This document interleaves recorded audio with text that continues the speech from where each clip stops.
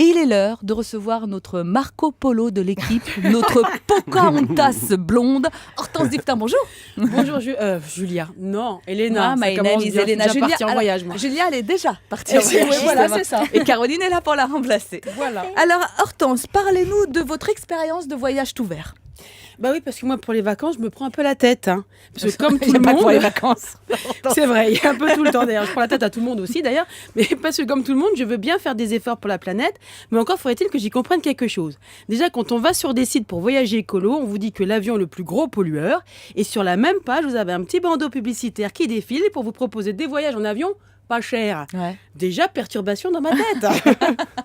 Alors, s'il vaut mieux pas prendre l'avion, mais plutôt le train ou le Kangoo, justement, on risque pas d'aller C'est la très voiture loin. d'Hortense. On risque de se retrouver chez ma mère. Alors quand ensuite on me parle de tourisme durable, ça dépend combien de temps. Nous on veut partir que 3 semaines, pas plus, surtout si chez ma mère d'ailleurs. Alors, 3 jours même. 3 jours. Alors en même temps, comme le meilleur moyen de transport pour la planète c'est le vélo, je pense que le temps d'arriver chez ma mère à 400 km de là en vélo, on va bien mettre 1 semaine. Alors 1 semaine aller, 1 semaine pour le retour, ça laisse 1 semaine sur place pour récupérer et c'est bien, c'est largement suffisant. Alors quand j'ai parlé de mon projet vacances aux enfants, ça n'a pas fait l'unanimité. Ah, non. Ils m'auraient étonné. Le Kangoo Pourtant, chez je ta les ai mère. motivés. Je leur ai dit, pourquoi vouloir à tout prix voir des horizons lointains quand on ne connaît pas son propre pays ? Ah, Et ils m'ont répondu, mais on la connaît ta mère. Ah bon ? Et c'est pas faux.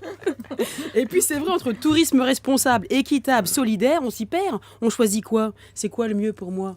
Et pour la planète, on ne sait pas. Alors pour les enfants et mon mari, comme le bivouac en vélo ne les tentait pas, et qui veulent voyager, j'ai eu une idée. Les inscrire à Koh Lanta. Ah. Là, oui, là pour voir des nouveaux paysages, ils vont pas être déçus. Ils vont les regretter les vacances chez ma mère, ça je peux vous le dire. Là, ils vont savoir ce que c'est de vivre écolo, de faire attention à la nature, de manger que des fruits de saison et des limaces, se laver une fois de temps en temps, ça ne devrait pas les changer. Ils apprendront aussi à rester debout sur un poteau pendant 6 heures. Ça, en revanche, je ne sais pas trop à quoi ça sert, mais ils apprécieront. Ça peut vous rendre service si vous laisseront en paix comme ça. Voilà, exactement. Quant à moi, j'ai trouvé un SPOM.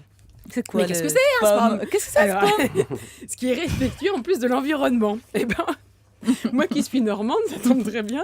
C'est un spa à base de pommes. D'où le nom SPOM. C'est un truc vrai. Voilà, Vous nous parlez. ça peut être que du bien. Ouais, du cidre et du calva, des bains de jus de pomme, des massages à la compote. Alors, j'ai un peu peur pour les jets. J'espère que c'est pas un genre de flashball à la Golden, parce que là, ça risque de pas être triste. Je pourrais aussi profiter de mon SPOM pour faire un voyage sur moi-même. Ouais. Ça risque de pas être triste. En plus, ça me fera peut-être du bien. Et pour le coup, ça fera pas de mal à la planète. Ah bah merci beaucoup Hortense. Merci pour votre contribution justement à la planète.